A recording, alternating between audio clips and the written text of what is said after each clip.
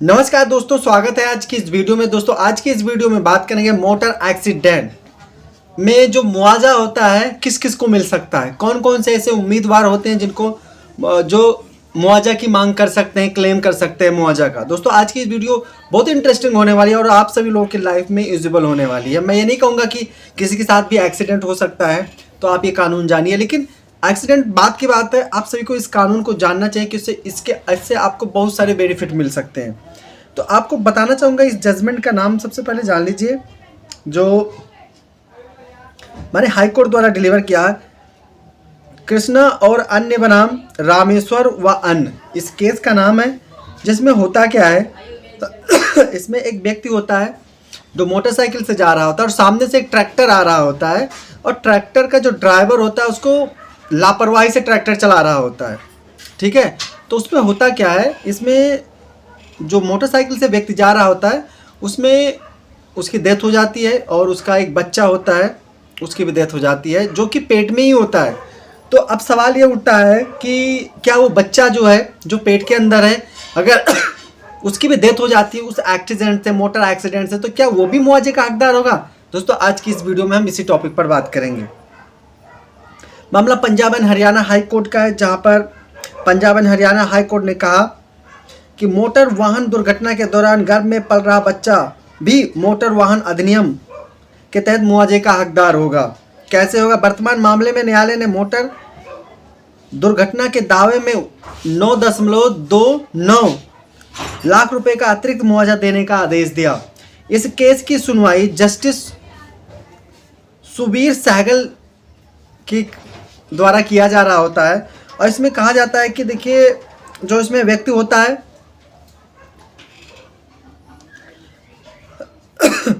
जो इसमें अपील करता, मतलब यह अपील मृतक राकेश कुमार की कानूनी प्रतिनिधि दावेदार द्वारा दायर की जाती है, जिन्होंने 2016 में न्यायाधिकरण द्वारा दिए गए मुआवजे में वृद्धि की मांग की थी। कुमार की मोटरसाइकिल एक ट्रैक्टर से टकरा गई, जैसा कि आप लोगों को इस वीडियो में बता चुका हूं।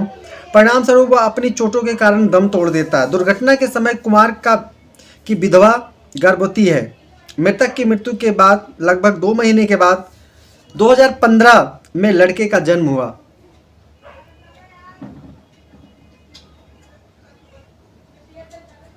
रिकॉर्ड पर उपलब्ध प्रस्तुतियां और सामग्री का विश्लेषण करने के बाद न्यायालय ने पाया कि मृतक और दुर्घटना के प्रत्यक्षदर्शी ने दुर्घटना के तथ्यों को स्थापित किया है और प्रत्यक्षदर्शी ने स्पष्ट रूप से कहा कि जो अपराधी ट्रैक्टर को चला रहा था वो बड़ी लापरवाही से चला रहा था। जस्टिस सहगल ने कहा कि मृतक को, जो भवन निर्माण सामग्री की दुकान चलाता और 24 वर्ष का था, कि आय कम से कम 6,000 रुपये मानकर मुआवजे का आकलन किया जाएगा। और जज साथ में विद्वान जस्टिस ने यह भी कहा कि मृतक को आकस्मिक मजदूर माना गया है क्योंकि उसकी आय के संबंध में कोई दस्तावेज साक्ष्य नहीं था। इसलिए हरियाणा सरकार द्वारा 1/7/2015 से कुशल श्रमिकों के लिए अधिसूचित न्यूनतम मजदूरी 5,886 रुपया डिसाइड की गई थी, मतलब डिक्लेयर की गई थी प्रति माह के हिसाब से। लेकिन 21/10/2015 की अधिसूचना के आधार पर राज्य सरकार ने 1/11/2015 से अकुशल श्रमिकों के लिए न्यूनतम मासिक मजदूरी को, जो महीने की मजदूरी होती है, 7,600 रुपया कर दिया। दुर्घटना 30/9/2015 को हुई थी, मतलब इसमें जो अमेंडमेंट लाया गया वो 2015 के 11वें महीने में लाया गया, लेकिन जो एक्सीडेंट हुआ था वो 9वें महीने में हुआ था। यानी कि जो अमेंडमेंट लाया गया उस पर वो कानून लागू होगा क्योंकि एक्सीडेंट पहले हुआ था। मृतक की मासिक आय सुरक्षित रूप से 7200 रुपये यानी 7,200 रुपया मानी जा सकती है। इसमें आगे भी ये कहा गया कि जो न्यायाधिकरण ने 18 का गुणक सही ढंग से लागू किया, जिसमें किसी वृद्धि की आवश्यकता नहीं है, न्यायाधिकरण ने मृतक के अंतिम संस्कार के खर्च के लिए 20,000 रुपये देने का भी निर्देश दिया। और जैसे कि आप लोगों को पता है, ध्यान देगा कि दावेदारों की संपत्ति की हानि और संग की हानि के कारण कोई मुआवजा नहीं दिया गया जो दिया जाना चाहिए था। साथ ही दुर्घटना के समय कुमार की विधवा गर्भवती थी। Magma general insurance company limited बनाम नानू राम उर्फ चुहरू राम व अन्य 2018 का ये जजमेंट है, एससीसी सुप्रीम कोर्ट जजमेंट है। एससीसी 130 का हवाला देते हुए न्यायालय ने कहा कि जो दावेदार है पारंपरिक टाइटल के तहत भविष्य की संभावनाओं आदि के लिए अवार्ड के हकदार हैं। टाइटल वार मुआवजा की विभिन्न गणना को संशोधित किया जाना चाहिए।